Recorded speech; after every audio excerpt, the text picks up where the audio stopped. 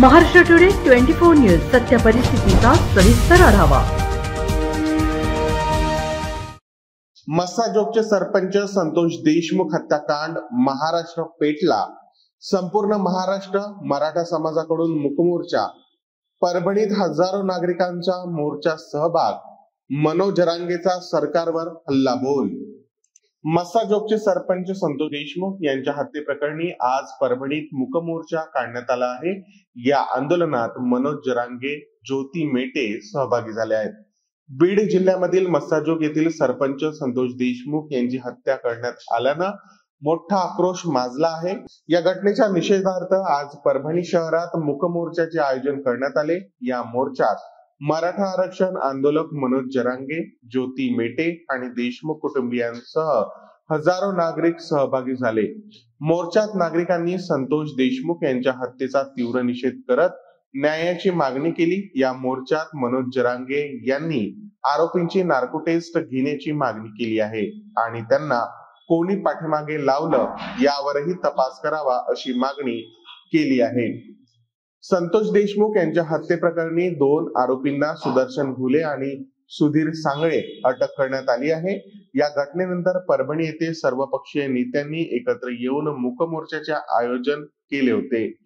मोर्चामध्ये भाग घेतलेल्या नागरिकांनी आरोपींच्या वर कठोर कारवाईची मागणी केली। मनोज जरांगे यांनी असं सांगितलं की आरोपींची नार्को टेस्ट करणे अत्यंत आवश्यक आहे, कारण ते कळल्याशिवाय तपास योग्य पद्धतीने होणार नाही।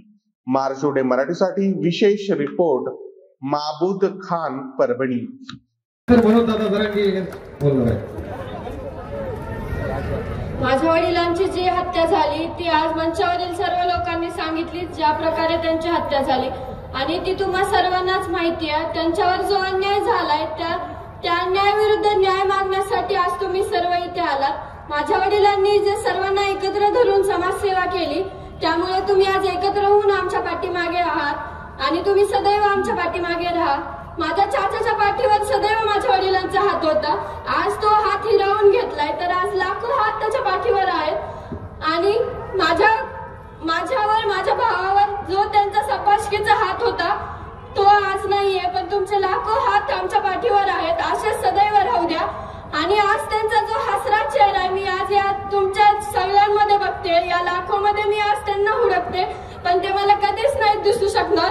आणि मी मंचावरील वडीलधाऱ्यांना सर्वांना एकच विनंती करते की तुम्ही पण आमच्या पाठीमागे राहा। फक्त न्याय मिळूच तर नाही, तर आमच्या पुढील वाटचालीसाठी सुद्धा तुम्ही आमच्या सोबत राहा।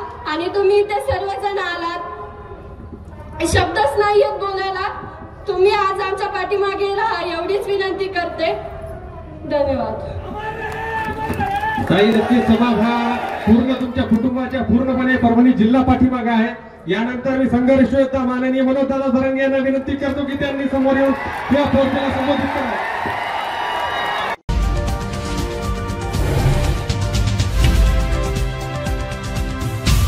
महाराष्ट्र टुडे 24 न्यूज सत्य परिस्थितीचा सविस्तर आढावा।